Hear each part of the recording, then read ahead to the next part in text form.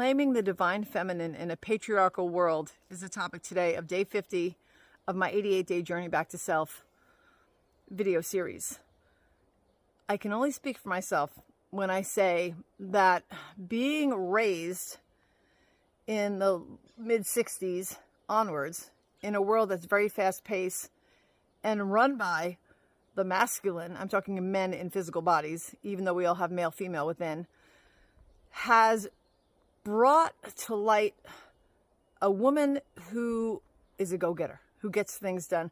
Because to be able to keep up, we have to kind of match that energy. But when we stop and allow ourselves to be receptive, which is what the Divine Feminine is, nurturing, being, we bring in more balance. Now, I remember the women's rights movements of the 70s. You know, the suffragists were in the 1920s.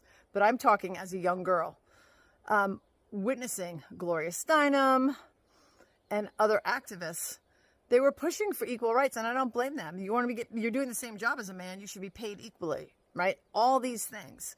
But the go, go, go can burn you out, right? So there's finding that balance. And then being raised with parents who, masculine and feminine, my mom in the female body, but she was more masculine in her energy, less compassionate.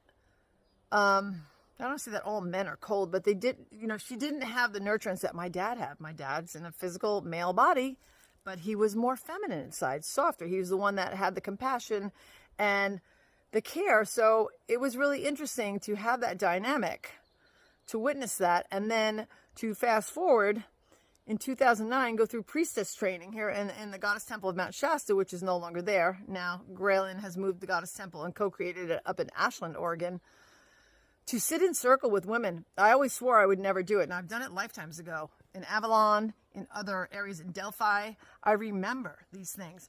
But I didn't want to do it again because my upbringing in the church just made me not want to do group things. But it was sitting in that circle that helped to bring back that sacred feminine.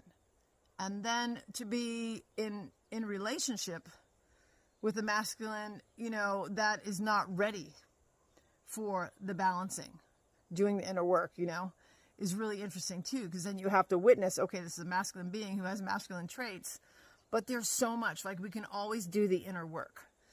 So being in the feminine, in the patriarchal world, it absolutely can be done, but there needs to definitely be quiet time and sitting with sisters and being cooperative. Not competitive. That is the key. Thanks for watching.